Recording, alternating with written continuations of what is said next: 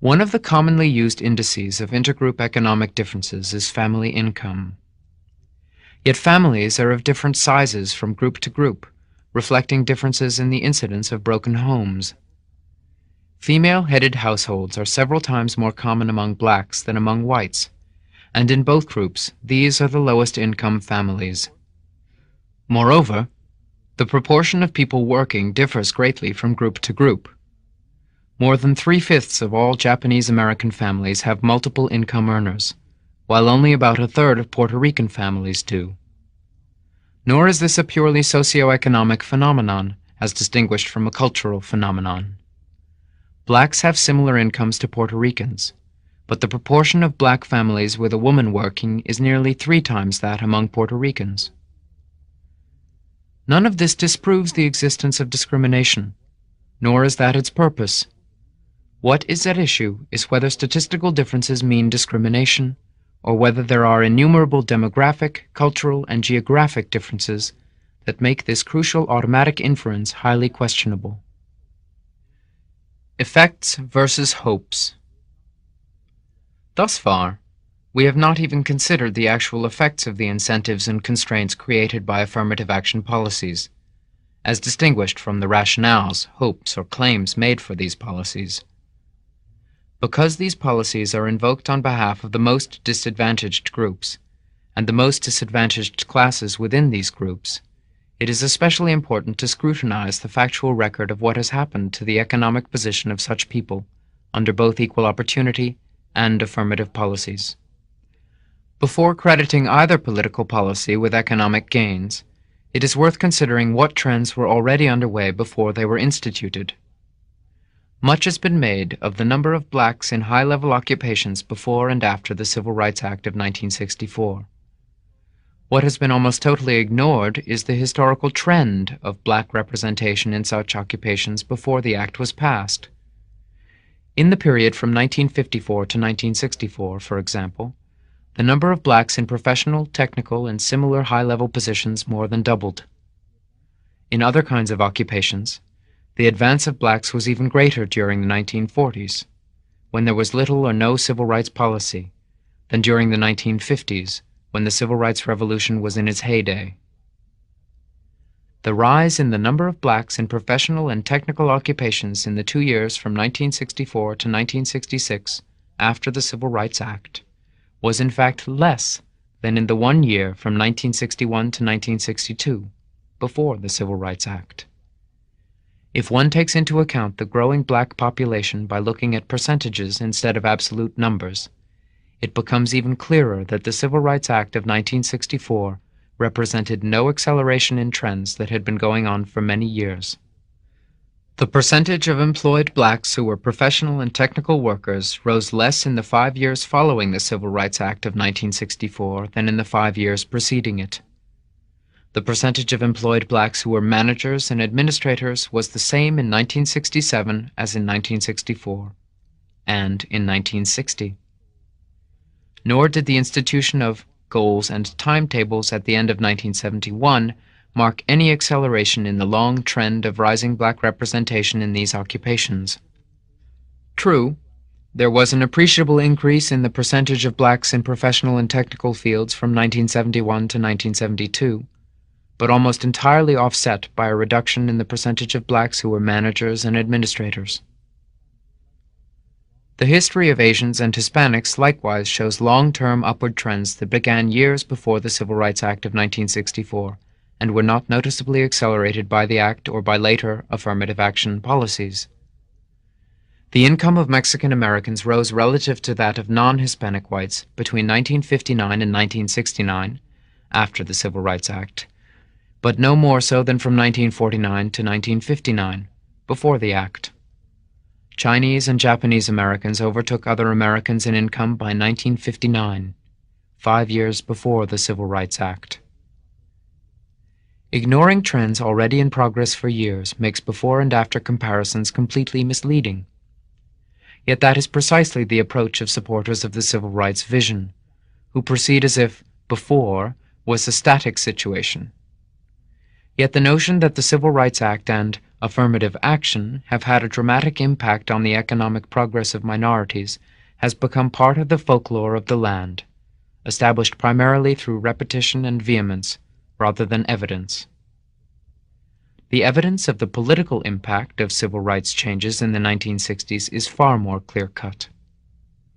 The number of black elected officials, especially in the South, increased many-fold in a relatively few years, including blacks elected to public offices in some places for the first time since the Reconstruction era after the Civil War. Perhaps even more important, white elected officials in the South had to change both their policies and their rhetoric to accommodate the new political reality that blacks could vote. What is truly surprising, and relatively ignored, is the economic impact of affirmative action on the disadvantaged, for whom it is most insistently invoked. The relative position of disadvantaged individuals within the groups singled out for preferential treatment has generally declined under affirmative action. This is particularly clear in data for individuals, as distinguished from families. Family income data have too many pitfalls to be taken at face value. There are, for example, significant variations in what constitutes a family, both from time to time and from group to group. But since many people insist on using such data, these statistics cannot be passed over in silence. In 1969, before the federal imposition of numerical goals and timetables, Puerto Rican family income was 63% of the national average. By 1977, it was down to 50%. In 1969, Mexican-American family income was 76% of the national average. By 1977, it was down to 73%. Black family income fell from 62% of the national average to 60% over the same span. There are many complex factors behind these numbers. The point here is simply that they do not support the civil rights vision.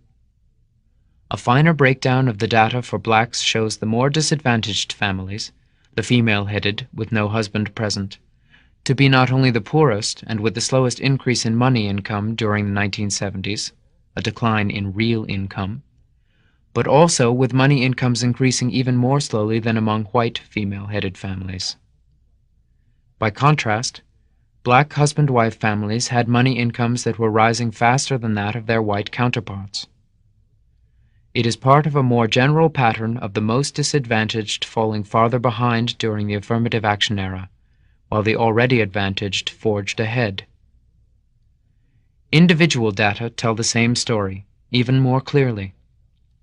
Those blacks with less education and less job experience, the truly disadvantaged, have been falling farther and farther behind their white counterparts under affirmative action, during the very same years when blacks with more education and more job experience have been advancing economically both absolutely and relative to their white counterparts.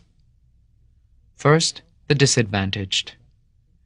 Black male high school dropouts with less than 6 years of work experience earned 79% of the income of white male high school dropouts with less than 6 years of work experience in 1967, before affirmative action quotas, and this fell to 69% by 1978, after affirmative action quotas. Over these very same years, the income of black males who had completed college and had more than 6 years of work experience rose from 75% of the income of their white counterparts to 98%. Some economic trends can be explained in terms of general conditions in the economy, but such diametrically opposite trends during the very same span of years obviously cannot. There is additional evidence that the advantaged have benefited under affirmative action while the disadvantaged have fallen behind. Black faculty members with numerous publications and PhDs from top-rated institutions earned more than white faculty members with the same high qualifications. But black faculty members who lacked a doctorate or publications earned less than whites with the same low qualifications.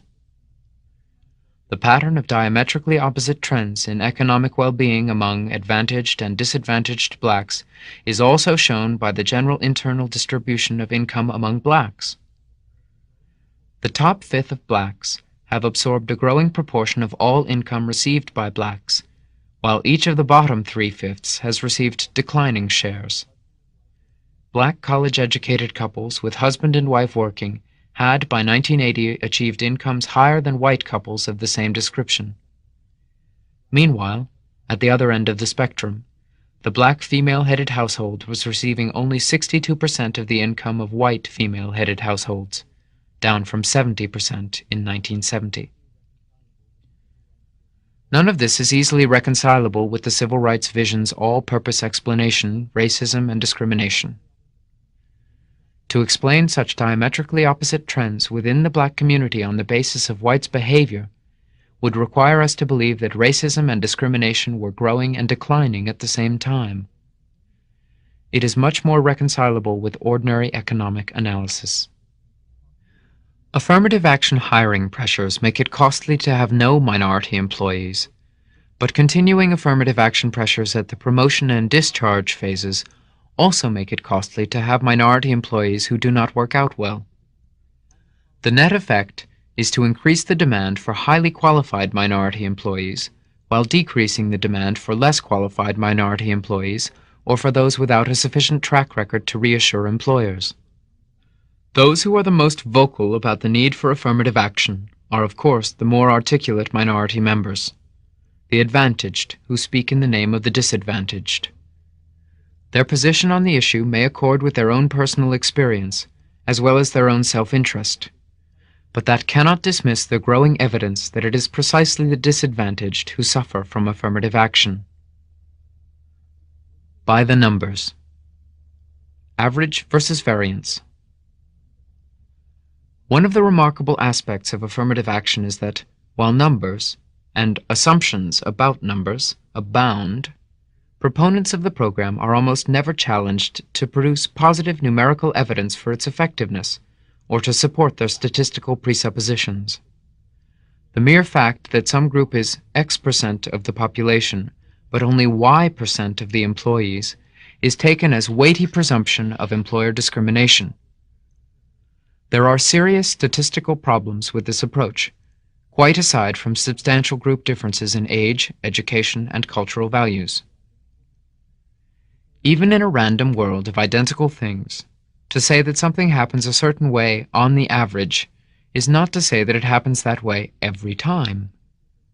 But affirmative action deals with averages almost as if there were no variance. If Hispanics are 8% of the carpenters in a given town, it does not follow that every employer of carpenters in that town would have 8% Hispanics if there were no discrimination. Even if carpenters were assigned to employers by drawing lots, or by some other random process, there would be variance in the proportion of Hispanic carpenters from one employer to another. To convict those employers with fewer Hispanics of discrimination in hiring would be to make statistical variance a federal offense. To illustrate the point, we can consider some process where racial, sexual, or ideological factors do not enter, such as the flipping of a coin.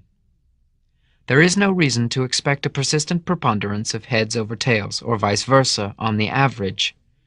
But there is also no reason to expect exactly half heads and half tails every time we flip a coin a few times. That is, variance will exist.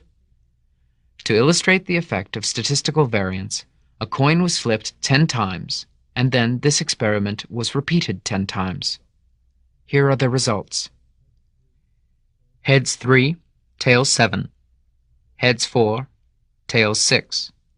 Heads 3, tails 7. Heads 4, tails 6. Heads 6, tails 4. Heads 7, tails 3. Heads 2, tails 8. Heads 4, tails 6. Heads 5, tails 5.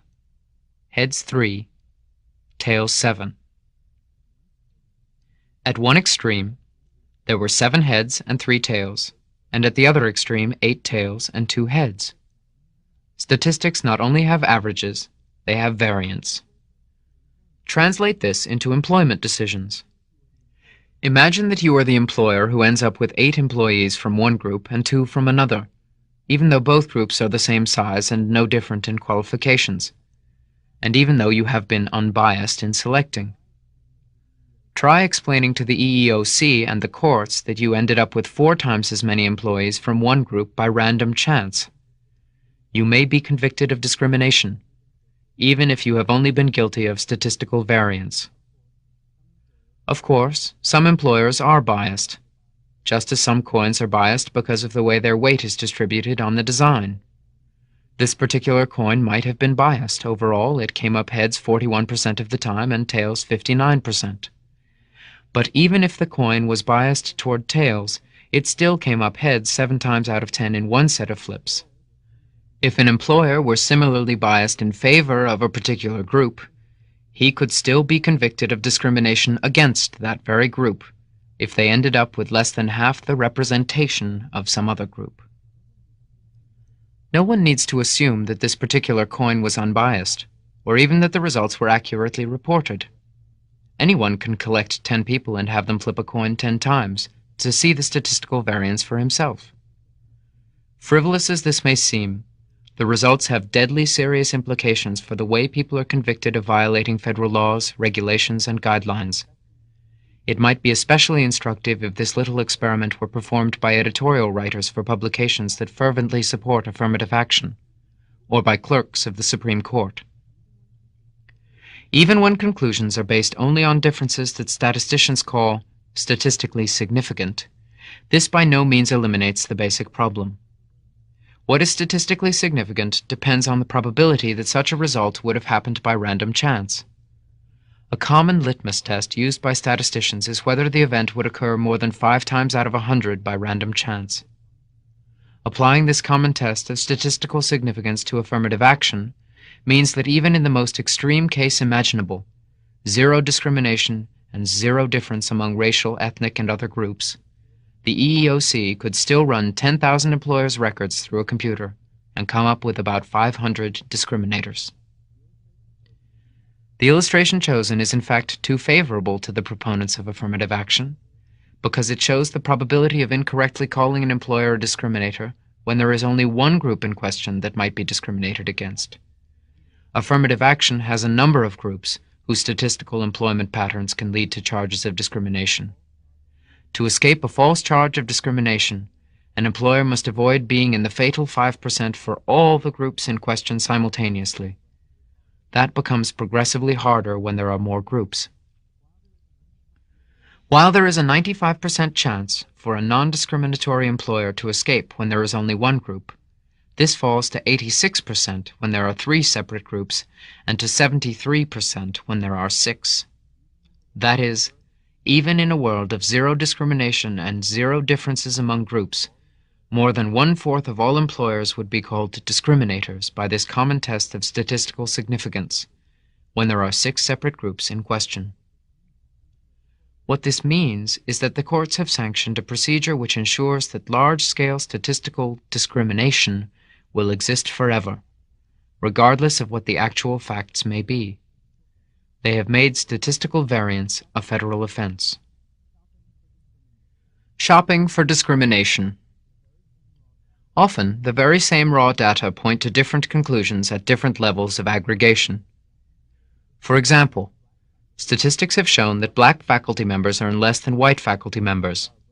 But as these data are broken down by field of specialization, by number of publications, by possession or non-possession of a PhD, and by the ranking of the institution that issued it, then the black-white income difference not only shrinks, but disappears, and in some fields reverses, with black faculty earning more than white faculty with the same characteristics. For those who accept statistics as proof of discrimination, how much discrimination there is, and in what direction, depends upon how finely these data are broken down. There is no objective or scientific way to decide at what level of aggregation to stop breaking the data down into finer categories. Nor have the laws or the courts specified in advance what will and will not be the accepted way to break down the statistics. Any individual or organization contemplating a lawsuit against an employer can arrange that employer's statistics in any number of possible ways, and then go shopping among the possibilities for the one that will present the employment pattern in the worst light. This is a very effective strategy in a society in which groups differ enormously in their characteristics and choices, while the prevailing vision makes deviations from a random distribution evidence against the employer. A discrimination case can depend entirely on what level of statistical breakdown the judge accepts, for different groups will be represented or underrepresented differently, according to how precisely occupations and qualifications are defined. While there were more Black than Asian American social scientists receiving a PhD in 1980, when social scientists were broken down further, there were nearly 3 times as many Asian as Black economists. While male recipients of PhDs in the social sciences outnumbered female recipients of PhDs by slightly less than 2 to 1 in 1980, men outnumbered women by more than 4 to 1 among doctorates in economics and by 10 to 1 among doctorates in econometrics. What is the employer hiring? Social scientists, economists, or econometricians? He may in fact be looking for an econometrician specializing in international trade, and there may be no statistics available on that. Nor can anyone infer the proportion of women or minority members available in that specialty from their distribution in broader categories, for the distribution changes at every level of aggregation. The same principle applies in other fields as well. A computer manufacturer who is looking for an engineer is not looking for the same kind of engineer as a company that builds bridges. Nor is there the slightest reason to expect all groups to be distributed the same in these subspecialties as they are among engineers in general. Even within a narrow occupational range, such as mathematical specialists, Blacks outnumber Asian Americans in gross numbers, but Asian Americans outnumber Blacks more than 2 to 1 among statisticians. When comparing any employer's workforce with the available labor pool to determine underrepresentation, everything depends on how that labor pool is defined, at what level of aggregation. Those who wish to argue for discrimination generally prefer broad, loose, heterogeneous categories. The concept of a qualified worker aids that approach. When the barely qualified is treated as being the same as the most highly skilled and experienced, it is the same as staying at a very general level of aggregation. Anything that creates or widens the disparity between what the job requires and how the categories are defined increases the potential for statistical discrimination. An employer may be guilty or innocent according to what level of statistical aggregation a judge accepts, after the plaintiffs have shopped around among the many possibilities. But that is only part of the problem. A more fundamental problem is that the burden of proof is on the accused to prove his innocence once suspicious numbers have been found. Shopping around for suspicious numbers is by no means difficult, especially for a federal agency given statistical variance, multiple groups, multiple occupations, and wide-ranging differences in the characteristics and choices of the groups themselves. Statistical aggregation is a major factor not only in the courts of law, but also in the court of public opinion. Many statistics from a very general level of aggregation are repeatedly presented in the media as demonstrating pervasive discrimination. The finer breakdowns are more likely to appear in specialized scholarly journals, read by a relative handful of people. Yet these finer breakdowns of statistics often tell a drastically different story, not only for black-white differences and male-female differences, but for other groups as well. For example, American Indian males earn significantly less than white males, and Asian males earn significantly more. Yet as one holds a wide range of variables constant, these income differences shrink to the vanishing point. Asian Americans, for example, are distributed geographically in a very different pattern from whites. Asians are concentrated in higher income states, in more urban areas, and have more education. When all of this is held constant, their income advantage vanishes. By the same token, when various demographic and cultural variables, notably proficiency in the English language, are held constant, the income disadvantages of Hispanic and American Indian males also disappear. It can hardly be expected that discrimination lawsuits and discrimination as a political issue will be correspondingly reduced anytime soon. The methods by which it is measured in the courts and in politics ensures that it will be a continuing source of controversy. Poverty and huge intergroup differences in income are serious matters. whether or not discrimination is the cause, and whether or not affirmative action is the cure.